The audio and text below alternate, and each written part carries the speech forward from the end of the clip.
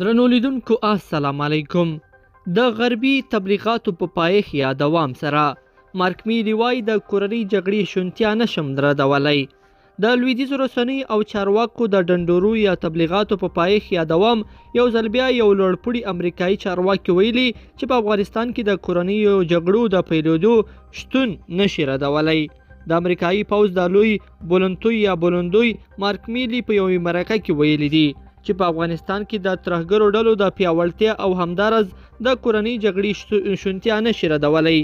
هغه ډیره کړې ده د دې شونتیا شتون لري چې ترهګرې ډلې له وارې څخه په ګټې اخیستنې به په افغانستان کې خپلې کړنې پیل کړي او په ورانکاره چارو به لاس پورې کړي. دغه امریکایي چارواکي داسې مهال دغه څرګندونې کړي دي چې ګڼو امریکایي رسنیو په افغانستان کې د کورنۍ جګړې په تړاو تبلیغات پیل کړي دي او هڅه کوي ټولنیز اندونه یا عامه ذهنیت د جګړو منلو ته تیار کړي.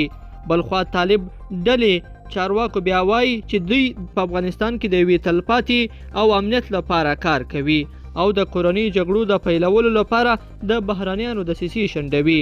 د طالب ډلې مرستیال او د قطر سیاسي سمبالخونې یا دفتر مشر ملا عبدالغني برادر وایي د ټولو پر وړاندې د یوې ټولګډونې واکمنۍ پر جوړولو کار روان دی.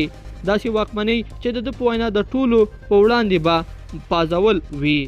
بلخوا یو افغان شرکت په لومړي ځل ایپور کاغذ جوړ یا تولید کړ.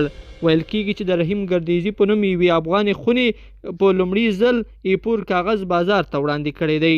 دا په داسې حال کې ده چې د ولسواکۍ له راپرځولو سره سلګونه افغان سوداګر بهر ته لاړل، خو دغې کارخونې په ناهیلي چاپیریال کې پر افغانانو د دغه نوي کاغذ زیری وکړ. لیدونکو په دې هیله چې دا مطلب به مو راسره تر پایه پورې لیدلی وي. که مو دغه ویډیو خوښه شوې ویډیو لایک کړئ او چینل سبسکرایب کړئ. تر بیا ښه وخت.